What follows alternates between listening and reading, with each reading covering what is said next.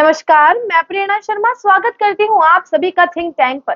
दोस्तों, एक बार फिर से राहुल गांधी विदेशी धरती पर पहुंचे हैं। इस बार राहुल गांधी ने ऐसा क्या कर दिया है?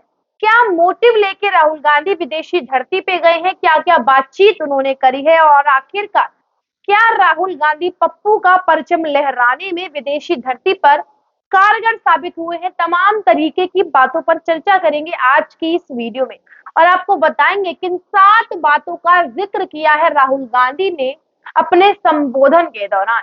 तो अपनी कुर्सी की पेटी बांध ले, हवा का दबाव भी कम हो सकता है क्योंकि इस तरीके की बातें पप्पू जी ने कही हैं तो शायद आपको धक्का भी लग सकता है। तो सब बातों को बड़े गंभीरता से और बड़ी शालीनता से सुनिएगा। दोस्तों, नरेंद्र मोदी को कुछ दिनों बाद अभी अमेरिका के दौरे पर जाना ही था।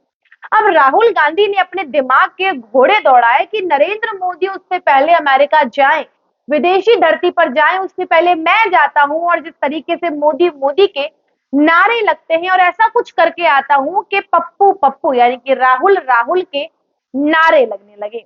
राहुल गांधी के भाषण के दौरान एक ऐसी चीज हुई जिसे देखने के बाद और सुनने के बाद आप सभी हैरान हो जाएंगे। राहुल गांधी अपना भाषण दे ही रहे थे कि वहां पर खालिस्तान जिंदाबाद के नारे लगने लगे, जिसके बाद राहुल गांधी ने इस पे रिप्लाई किया, नफरतों के बाजार में मोहब्बत की दुकान, नफरतों के बाजार में मोहब्बत की दुकान। बस ये 2 शब्द थे राहुल गांधी के वो नारे सुनने के बाद।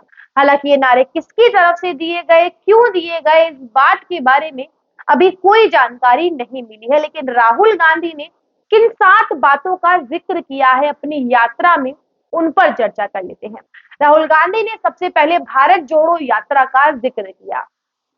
कहा, हमने भारत जोड़ो यात्रा इसलिए करी क्योंकि हमें समझ नहीं आ रहा था हम अपनी राजनीति में आगे क्या करें, क्योंकि जिन चीजों की हमें अपनी राजनीति में जरूरत थी वो सारी चीजें नरेंद्र मोदी ने हथिया ली हैं। राहुल गांधी ने कहा है कि एजेंसी सारी नरेंद्र मोदी जी के अंडर में है जिनकी हमें जरूरत है अपनी राजनीति में। अब यहाँ पर राहुल गांधी जी से कोई ये पूछिए कि क्या वो सरकार एजेंसियों की मदद से बनाएंगे? कभी आप नरेंद्र मोदी जी पे सवाल उठाते हैं कि उन्होंने एजेंसियों को अपने कब्जे में कर रखा है, तो क्या आप एजेंसियों को अपने कब्जे में करना चाहते थे? बताइए बताइए। नहीं बताएंगे, बिल्कुल भी नहीं बताएंगे क्योंकि कोई जवाब ही नहीं है। दूसरी बात जो राहुल गांधी ने करी वो अपने घुटने के दर्द के बारे में जिक्र किया कि मेरे घुटने में दर्द है तब भी मैंने यात्रा करी। ये सारी चीजें यात्रा के इर्द गिर्द घूम रही थी।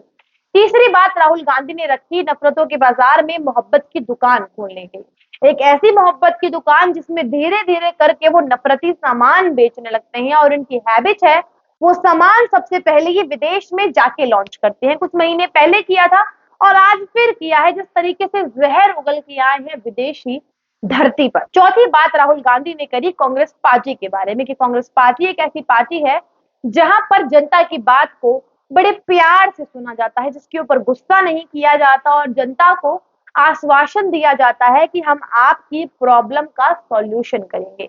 पांचवी बात राहुल गांधी ने वहां पर करी भाजपा के बारे में कि भाजपा एक ऐसी पार्टी है जो अपने से ऊपर किसी को नहीं समझती है। छठी बात राहुल गांधी ने करी नरेंद्र मोदी जी के बारे में कि ये सबसे ऊपर अपने आप को मानते हैं, बाकी सबको अपने से नीचा मानते हैं। कहा, भगवान भी सोच रहा होगा कि ये मैंने किसे बना दिया है। यदि भगवान भी नरेंद्र मोदी की बगल में आके बैठ जाएगा तो नरेंद्र मोदी उसे पाठ पढ़ाएंगे कि भैया दुनिया कैसे चलानी है। ये राहुल गांधी के शब्द हैं। विदेश में जाकर ये सारी बातें राहुल गांधी ने वहां के भारतीय मूल की जनता को संबोधित करते हुए कही है। वहीं 7वीं बात राहुल गांधी ने कही थी अमेरिका में भारतीय मूल के लोगों के लिए। यदि आप आज भारत की इंटेलिजेंस की बात करते हैं, भारत के विकास की बात करते हैं, तो इसमें भारत का कोई रोल नहीं है।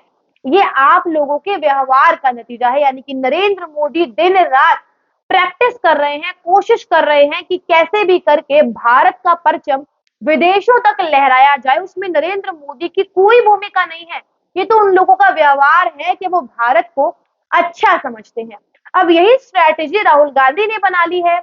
उनका मानना है कि यदि मोदी जी से पहले मैं विदेश जाकर 4-5 इस तरीके की घटिया बयानबाजी कर दूंगा तो यहाँ के लोग मोदी के खिलाफ हो जाएंगे और जैसे ही विदेश में मोदी विरोध के नारे लगे, भारत में हमारी जीत हो जाएगी। अब ये कैसा गणित है, कैसा कैलकुलेशन है, मुझे नहीं पता, क्योंकि यदि विदेश में मोदी की हाहाकार भी होती है, उनकी वाहवाही नहीं होती है, प्रोटेस्ट भी होता है, विरोध भी होता है, तो क्या भारतीय मूल के लोग जो विदेश रहते हैं वो भारत में जाके वोट देंगे? नहीं देंगे। कोई फायदा नहीं है राहुल गांधी की इस राजनीति के पैतरे का। लेकिन हाँ, यदि नरेंद्र मोदी जी विदेश में जाके भारत की तारीफ करते हैं तो उसका ये फायदा है कि अमेरिकी इन्वेस्टर्स आके भारत में इन्वेस्ट करेंगे और भारत का फायदा होगा। लेकिन यहाँ पर राहुल गांधी जिस तरीके के गणित करने की कोशिश कर रहे हैं, वो गणित होना थोड़ा सा मुश्किल दिखाई दे रहा है। राहुल गांधी ने वहां पर ये भी कहा है कि सिंगोल की जो स्थापना हुई है वो एक ड्रामेबाजी है, यानी कि अपनी राजनीति की दुश्मनी में वे अपने देश की संस्कृति और पद्धति दोनों को भूल रहे हैं और इन चीजों को भी विदेशी धरती पर जाकर दाव में लगा रहे हैं। ये है राहुल गांधी और ये है इनका पूरा मास्टर प्लान।